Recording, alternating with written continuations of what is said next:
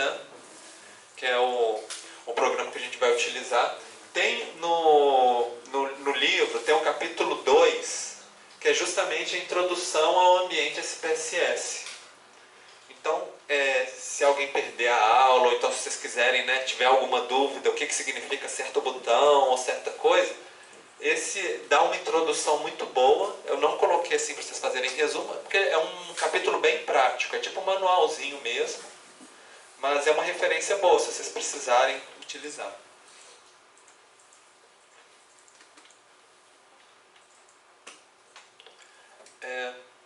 Então, vocês devem estar com essa tela aberta do SPSS. Ele tem uma tela de dados e uma tela de variáveis. Uma vista de dados e uma vista de variáveis, que vocês devem ver na interface de vocês. São duas abas, né, que vocês podem alternar uma com a outra. A gente tem uns ícones aqui, que são ações que são muito utilizadas, e tem os menus no alto, que a gente pode abrir para fazer cada tipo de análise. Então é mais ou menos essa é a interface dele. Além disso, tem também uma outra interface que é de programação, que a gente vai ver um pouquinho mais para frente, mas nós não vamos entrar tanto em detalhe. É mais para quem faz um uso muito profissional, né, que tem que automatizar certas análises, rodar várias vezes, né? Mas isso a gente vai ver um pouquinho mais para frente, só para vocês terem uma ideia de como que funciona. Mas a gente vai utilizar principalmente isso. E funciona mais ou menos como uma tabela que vocês às vezes já estão acostumados do Excel, do LibreOffice, o Calc, né? Que aqui a gente vai ter cada um dos nossos elementos, pode ser pessoas, domicílios, municípios, e aqui a gente vai ter as nossas variáveis. Variável, por exemplo, renda, pessoas no domicílio, uso de água, qualquer outra coisa. Então, funciona mais ou menos assim. Jogou os dados aqui e faz as análises estatísticas. Não tem muito segredo. O SPSS ele é bem amigável em relação a isso. Além do SPSS, tem instalado nos computadores aqui o PSPP. O PSPP, vocês veem que é o oposto, né, as letras, que é a versão livre, né, do SPSS. Essa primeira aula, ele funciona praticamente do mesmo jeito, é meio que um espelho do SPSS, mas ele tem menos funções. Então, para essa primeira aula, por exemplo, se vocês quiserem fazer, depois eu vou passar para vocês um exercício, se vocês quiserem fazer em casa, dá para baixar o PSPP e fazer usando o PSPP.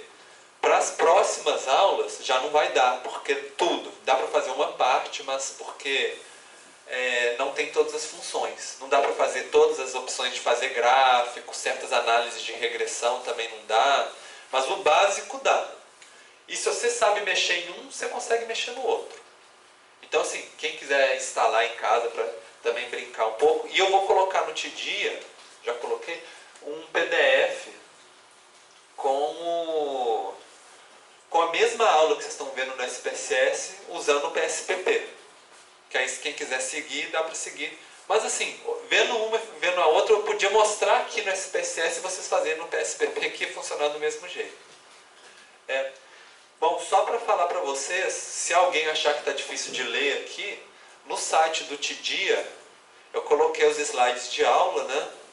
E aí, se alguém tiver com dificuldade de ler aqui, também dá para baixar no site do Tidia e abrir os slides, o PDF, no computador de vocês. Também, mesma coisa da aula passada. Quem tiver qualquer dúvida, vocês falam que eu vou aí para vocês para ajudar, tá? Bom, então já falei das janelas. A gente tem, então, duas abas. Uma aba a gente coloca os dados, e na aba de visualização da variável, a gente vai falar assim, que tipo de variável que é essa. Cada uma dessas variáveis que são as colunas, né? Então, o que está aqui como coluna, vai estar aqui como linha. Vai estar meio que invertido. E aqui a gente vai colocar o nome, se é numérico, se é texto, a largura, né, de quantas casas, vai ser quantas letras ou quantos números, vai ter casa depois da vírgula, esse tipo de informação. As características das nossas variáveis. Então, coloquei aqui um exemplo, né, que você está em branco, mas só para vocês terem uma ideia. Por exemplo, o nome é o nome da nossa variável. É o que vai aparecer aqui em cima, né? Aqui em cima. Assim como no QGIS que a gente teve a aula passada, ele só pode ter até 8 caracteres e não pode ter espaço em branco e, se possível, gente, evitar toda aquela coisa, caractere especial com acento, ponto e vírgula, ponto, exclamação, hífen, evitar isso. No máximo o underscore, né? Vocês lembram que é o, por exemplo, ID-B. Esse traço baixo assim às vezes dá. Mas então é um número bem compacto, é um nome bem compacto. Depois do nome tem o tipo.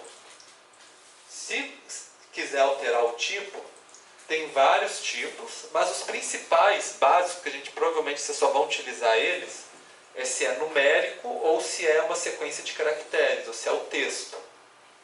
Os outros é mais assim, a forma de visualizar. Se você quer visualizar, por exemplo, na forma de data ou com cifrãozinho de dinheiro. Mas na prática é tudo numérico, né? Só essa sequência de caracteres que é o texto. E aí a largura e casas decimais dá para ajustar por aqui ou dá para ajustar por aqui também. Então não tem muito segredo. O rótulo é o nome comprido do nosso nome curtinho.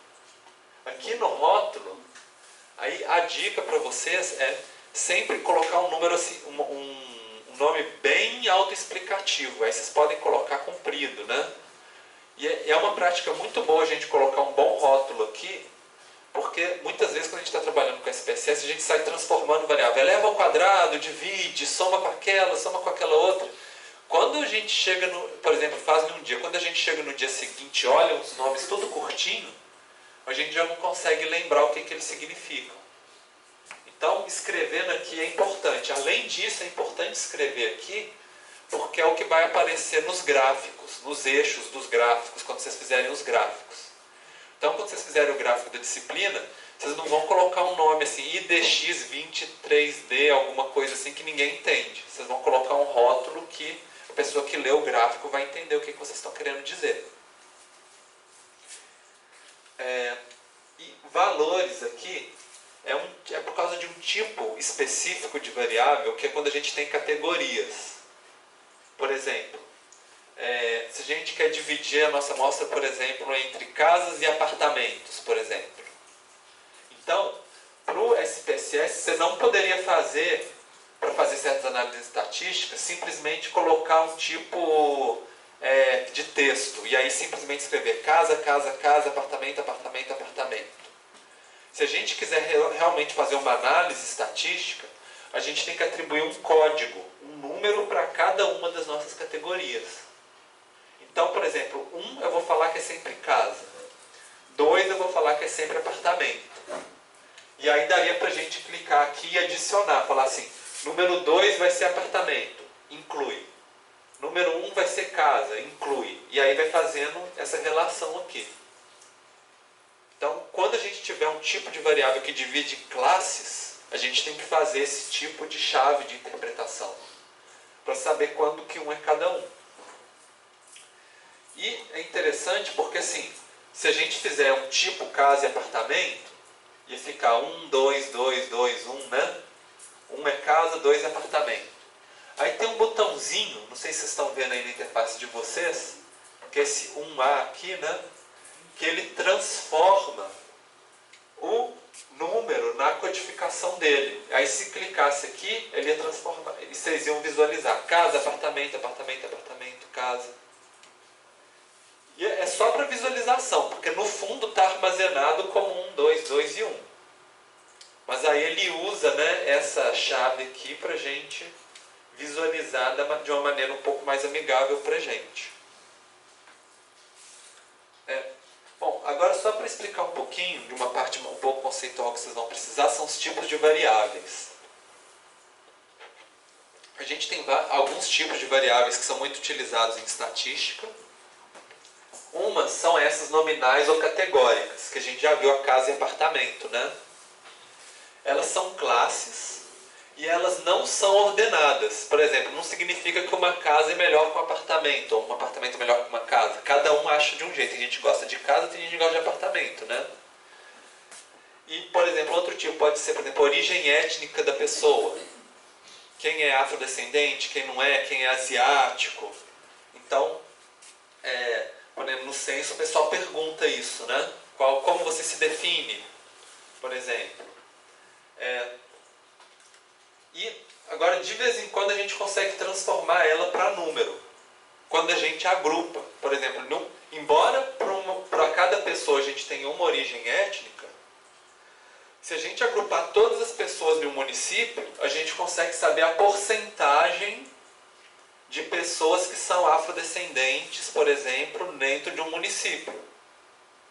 Então a gente transformou de uma nominal categórico em uma variável mais numérica, quantitativa, né? E muitas vezes elas são variáveis dicotômicas também, que é sim ou não. Você já teve dengue, por exemplo? Sim, a pessoa responde sim ou não. Aí você coloca 0 ou 1, ou 1 ou 2, né? Você mora em casa, sim ou não, por exemplo, né? Então, no SPSS ele vai armazenar como 0 e 1, ou como 1 e 2. Mas a gente vai fazer na nossa codificação, em vez de ser casa e apartamento, a gente coloca 1 sim, 2 não, por exemplo. Aí ele vai criar essa variável que vai dividir em 2. Outro tipo de variável é a numérica. Numérica, a gente vai ter praticamente dois tipos. Uma que a gente chama de ordinal, que é, por exemplo, quando uma classe, que a gente está falando de classes aqui, mas quando a gente sabe que uma é melhor que a outra. Então, por exemplo, quem ficou em primeiro no campeonato? Quem ficou em segundo? Quem ficou em terceiro, né? É interessante assim que, embora tenha uma ordem, não significa que o segundo, a diferença entre o primeiro e o segundo é a mesma do segundo para o terceiro. Pense numa corrida. Então, está aquele tanto de gente correndo, não significa que a diferença entre o primeiro e o segundo colocado é igual à diferença do segundo para o terceiro. Às vezes os dois chegaram quase junto, o terceiro chegou lá atrás, né? Demorou mais. Mas tem uma ordem, né? O outro tipo é o que é o intervalar e contínuo. Que aí, além de ter uma ordenação, também a diferença entre cada número, a gente consegue saber, por exemplo, se o ordinal é primeiro, segundo e terceiro, o intervalar seria, por exemplo, quanto tempo demorou para terminar a corrida. Aí a gente vai saber, se deu uma diferença de 1 segundo para o primeiro para o segundo e deu de 1 segundo para o segundo para o terceiro, a gente sabe que a distância é a mesma. E aí, só nesse último aqui, ligando na primeira metade da aula, é que a gente pode calcular a média e dispersão. A gente não consegue calcular a média, por exemplo, de posição no campeonato. Desvio padrão de posição no campeonato, não tem jeito. A gente precisa saber esses que variam e que realmente, assim, se um é metade do outro, então é metade mesmo, né? Então, a gente consegue pensar em uma régua, né, que consegue fazer. E existem também razões. Razões, ela funciona muito igual ao intervalo também. Só que são variáveis mais complexas. Quando a gente divide uma coisa pela outra, igual habitantes por domicílio, né? Então, habitantes por domicílio, ou habitantes por quilômetro quadrado, porcentagem de pessoas afrodescendentes, são mais complexos. Também dá para tirar a média e dispersão também. Só que não é uma unidade, né? Já é um número mais complexo. Bom, então no SPSS, essas informações estão aqui em medida. A gente vai ter principalmente 3. Escalar, que é esse aqui, né? O intervalar e as razões. Vai ter o ordinal, que é esse que são posições no campeonato, né? Aquele que eu dei. E o nominal, quando são tipos. Que no caso, o tipo de domicílio, se é casa ou apartamento, a gente colocou como nominal. E a gente colocou como nominal também o ID, que é a identificação. Qual que é o número do domicílio, né, na nossa pesquisa? Não significa que porque um domicílio é o número 2 e o outro é o número 4, que um é melhor que o outro. Não é. Ou que que o 4 é 2 vezes maior do que o 2, também não tem nada a ver, né? É só um número para identificar, então ele é nominal. Então, normalmente o que é texto, ou o que é só para identificar cada elemento, ele é nominal, ele não é escalar. Então, é importante, quando vocês, por exemplo, importam uma tabela de Excel ou CSV no SPSS, vocês olharem se está identificado direitinho o que é nominal, o que é escala. Se tiver importado errado, as análises de vocês vão dar problema. Então é sempre bom dar uma olhada e vocês mudarem aqui. Vocês vão ter que interpretar e falar quais meus que são escalares, quais que são ordinais, quais que são nominais. E aí vocês ajustam aqui antes de vocês rodarem a análise de vocês. E tem os valores omissos também. O valor omisso ele é muito comum, por exemplo, em metodologia de estatística. É quando você tem alguns dados que você não tem informação. Vamos supor que no censo, de repente, alguns domicílios, quando o censorista estava lá batendo na porta, não tinha ninguém, não conseguiu entrar, por exemplo. Então, para aqueles domicílios não vai ter informação, né? Para esses que não têm informação, ele vai atribuir um número, tipo menos 999, por exemplo. E aí esses a gente vai saber, esses a gente não tem dado. Então, isso você tem que informar para o SPSS. Qual que é o valor da célula quando não tiver dado nenhum? Né? Para a gente falar assim, quando for menos 999, significa que a gente não tem dado para aquela célula. Ou seja, pode ser porque não tinha ninguém lá no domicílio, ou porque perdeu os dados no meio do caminho, né? Por exemplo. Ou qualquer outro, né? Qualquer outra explicação, mas nem sempre a gente tem todos os dados. A gente viu na aula passada no QGIS, quando a gente abriu os dados censitários, né? Não tinha dados para todo o setor censitário. Então a gente poderia colocar um númerozinho lá, menos 999, para aqueles onde não tem dados, por exemplo. Aí a gente ia ver no mapa com uma corzinha diferente. E aí é isso. Por exemplo, valores omissos. A gente fala, não tem nenhum valor omisso. O valor omisso vai ser menos 999, vai ser zero, vai ser... Colocar o zero é sempre meio... Nem sempre é uma boa prática, porque às vezes pode ter um valor que seja zero de verdade. Né? Ou então a gente pode falar assim, ó, entre 1999 e menos 1 é valores omissos, não temos dados. Isso só se os seus dados forem sempre positivos, né? Se não for, aí tem que tomar cuidado também. E aí esse valor, ele nunca vai entrar nas análises.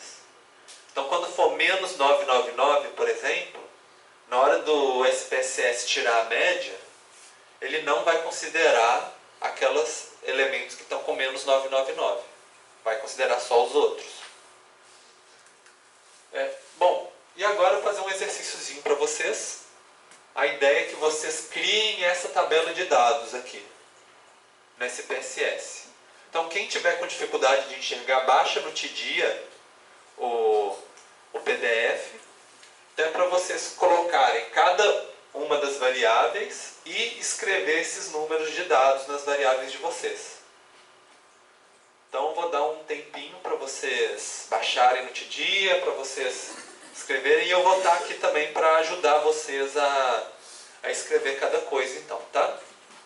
Então, só um tempinho aí para vocês fazerem, para vocês acostumarem com a interface do SPSS, que é um primeiro contato. Embora dessa vez vocês escreveram manualmente, o SPSS ele funciona muito igual ao Excel. Então, às vezes você pode copiar e colar, você pode copiar uma coluna, abrir o Excel ou o Calc, né, de um lado, o SPSS do outro, copiar, colar de um para o outro. Dá para importar também os dados de um para o outro. A gente vai ter mais uma aula mais para frente para também trabalhar um pouco mais, para vocês pegarem um pouco mais de familiaridade com o sistema. Mas ele é bem intuitivo assim, a maneira de trabalhar. Então, já que vocês já colocaram os dados de vocês, a gente pode fazer a nossa primeira análise. A gente clica em analisar estatísticas descritivas e frequências. Que aí, de você estar assim, porque às vezes de uma versão para outra do SPSS muda uma palavrinha ou outra, né? Mas em geral é isso, a gente clica em analisar estatísticas descritivas, frequências. Acharam direitinho no menu? E aí vai abrir uma janelinha para vocês. O SPSS funciona muito assim, você seleciona aqui, ele vai e você clica aqui na setinha, ele leva para cá. Se vocês quiserem desselecionar, vocês selecionam aqui, clica na setinha, ele puxa para cá de novo. As que a gente quer analisar estão do lado de cá. Eu vou pedir para vocês analisarem o número de residentes e a renda total de cada domicílio. A gente vai pegar estatísticas básicas que a gente viu na aula de hoje. Aí clicar aqui em estatísticas, vou pedir para vocês para desmarcarem exibir tabelas de frequência, porque só ia mostrar assim, tantos domicílios de tanto até tanto, tanto de tanto até tanto, mas a gente não vai precisar analisar com tanto detalhe. E vocês clicarem primeiro em estatística e depois a gente vai clicar em gráficos, mas primeiro em estatística. Quando vocês clicar, então você jogou para cá os dois, clicou aqui em estatística, vai aparecer para vocês uma janela, né? E a gente vai ver o que a gente estudou na aula de hoje. As medidas de tendência central, média, mediana e moda, no caso modo, né? E as de dispersão a gente vai ver desvio padrão e variância. Se a gente quiser saber valor mínimo, amplitude, que é o mínimo vezes o máximo, daria para colocar também. E a distribuição vai ser a assimetria e a curtose, que vocês já viram, né? Será que os nossos dados se aproximam de uma distribuição normal ou não? A gente vai ver com mais detalhes como que estuda isso na aula que vem. Mas agora, pelo menos o conceito vocês já sabem, de assimetria e de curtose, né? Se está normal certinho, se está mais para cá, para lá, achatado ou não, né? Que é esse de cá. E aí a gente manda continuar e vocês voltam aqui no gráfico que a gente vai falar para construir um histograma. Que vocês já viram o que é um histograma, né? Então, tá aqui, né? Clicou aqui em gráficos e aí vai abrir uma janela de gráficos, né? A gente vai, se quisesse fazer gráfico de pizza, de barra, daria, mas e a gente vai marcar aqui para mostrar a curva normal, porque é interessante assim, se fosse uma curva normal, como que era para ser o nosso histograma? Aí a gente vai poder comparar visualmente, para ver se está aproximando ou não de uma curva normal. E aí a gente pedir para continuar, e vocês podem, depois que já ajeitou tudo, vocês clicam em OK para rodar. Quando vocês colocarem para rodar, vai abrir uma nova janela no computador de vocês. Que vai ser essa saída. Sempre que vai ser saídas do SPSS, cada vez que vocês rodarem, ele vai criar uma nova saída para vocês. E aí, dentro dessa saída, a gente pode rodar aqui para baixo, a gente vai ver todos os resultados. Se você rodou várias vezes, aí você vai só levar mais para baixo, mais para cima, né? E vai ter as tabelinhas. Então vocês viam, por exemplo, tanto para número de residentes quanto para renda total, a gente tem a média, tem a mediana, tem a moda, né? De cada um, tem o desvio padrão, a variância, que normalmente o desvio padrão, vocês viram que é a raiz quadrada da variância, né? Tem a assimetria, a curtose, que a ideia é o seguinte, se eles forem, tanto a assimetria quanto a curtose forem zero, então o nosso dado é igualzinho a uma distribuição normal. Então vocês já veem aqui que deu negativo a assimetria em um e positivo no outro, né? E que a curtose deu negativa nos dois. Depois a gente vai interpretar com mais calma, né? Vou mostrar para vocês como é que interpreta, só para vocês saberem o que está aqui. Teve um gráfico, número de residentes, com a frequência, né? O nosso histograma. Vocês acham que parece com uma curva normal? Forçando, né? O ideal era que a nossa barra estivesse no meio, né? E a gente vê assim, por exemplo, nesse aqui devia ter subido um pouquinho mais, aqui devia ser um pouquinho menor, né? Então, assim, é mais ou menos essa interpretação visual. E é interessante assim, onde que vocês escreveram o número de residentes? Vocês lembram? Era no rótulo, né? Que era aqui, ó, número de residentes. Então, o que vocês escreveram aqui no rótulo apareceu aqui no gráfico, certo? E aí fala a média, o desvio padrão, quantidade. O outro, a renda total, deve ter dado esse histograma meio esquisito aqui. Porque, na verdade, caiu um domicílio em cada. Se a gente tivesse mais dados, ia virar um histograma mais bonitinho. E aí, realmente, não parece muito com a média, né? Não, com a curva normal. Não ficou muito, muito bom assim mesmo, não. Então, esse aqui não ficou tão legal para a gente interpretar. Mas renda total é o que vocês escreveram no rótulo também. Que é o que está acontecendo aqui. Só porque eu estou falando um pouquinho essa questão de rótulo, né? Porque realmente é importante, gente, vocês lembrarem de colocar títulos legíveis nos eixos.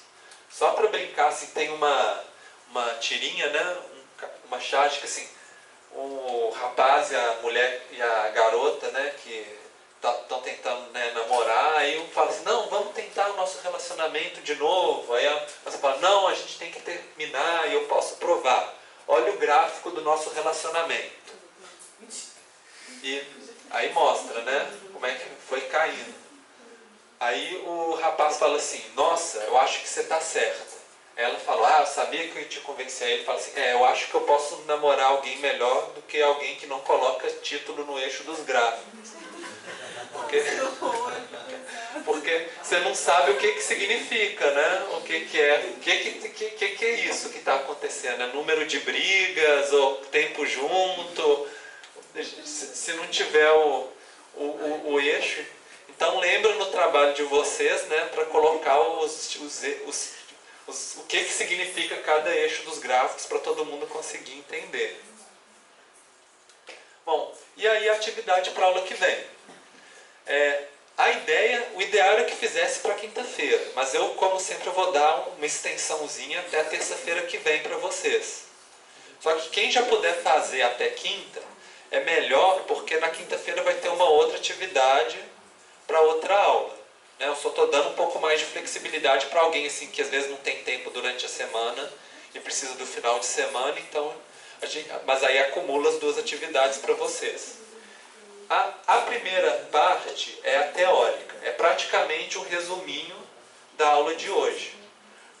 Para que utiliza a amostra, por que a média, como que a gente vê se a média é um bom modelo, o que é uma distribuição normal, como que a gente usa ela para probabilidade, como é a normal padrão, score Z, aqueles números que eu falei para vocês do score Z, né?